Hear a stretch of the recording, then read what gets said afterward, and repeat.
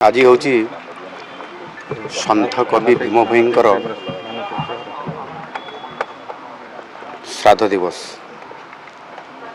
ये अवसर में तांको प्रति गभीर श्रद्धांजलि ज्ञापन करुछि।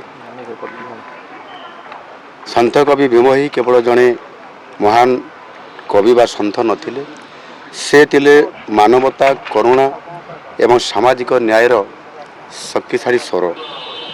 अत्यंत सरल और सावलील भाषा भजन और चौतीसा माध्यम से मानवता, सरलता और सामाजिक समानतार वार्ता से दौथिले।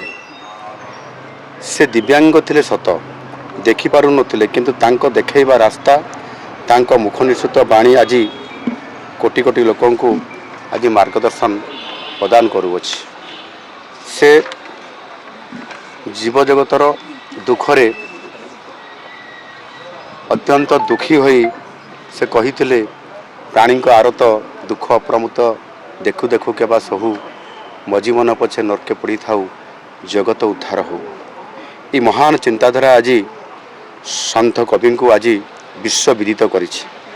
एभली चिंताधारा केवल जड़े कवि किंबा लेखक पक्षरे संभव नुह, यह केवल जड़े सन्थ ही करि परिबे। अंध होई मध्य तांकर ज्ञान और भक्तिभाव सारा ओडिया साहित्य को समृद्धि करने सहित सारा विश्व को समृद्ध करि पारिछि। धन्यवाद।